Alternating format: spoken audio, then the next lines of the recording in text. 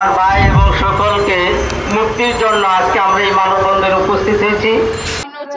ইউনূস স্যারের কাছে আবেদন যাতে আমার হাজবেন্ডে 569 ধারায় মুক্তি দেয়।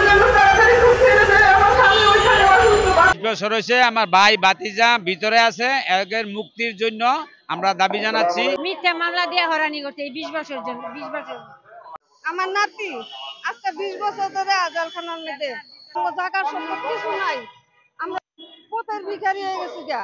শেখ হাসিনার আমলে তারা ষড়যন্ত্র করে 1 বছর হয়ে গেছে, মা দেখতে পারে না, বাপ দেখতে পারে না। আমার ছেলেরে দিছে আজকে 22 বছর চলতেছে, সাদা দিয়ে দিছে, বিনা দোষে, যারা করছে আগে ধরে নাই। আমি মা, বৃদ্ধ মা, আগে কাজ করে খাইতে পারছি, এখন কাজ করতে পারি না, ডায়াবেটিস আদুক হয়, প্রেশার আছে, আমি চলতে পারি না। আমার ছেলের যদি একটু আপনার আবেদন করে আমার মুখে দিতে, আমার কেউ নাই। সন্দেহমূলকভাবে তাকে জেল ফাঁসাই দেওয়া হয়েছে, মার্ডারের কেসে ফাঁসাই দেওয়া হয়েছে। জসিমউদ্দিনের বাবা মা জীবিত আছে, অনেক অসুস্থ, তার সমস্যা হইতে আছে, তার আর কোনো দেখার মতো কোনো লোক নাই। এজন্য আমরা তার শেষ ইচ্ছা তার ছেলেকে দেখে যেতে।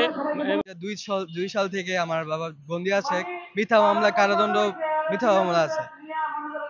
এখন আমার বাবার মুক্তি চাচ্ছি এই সরকারের কাছে।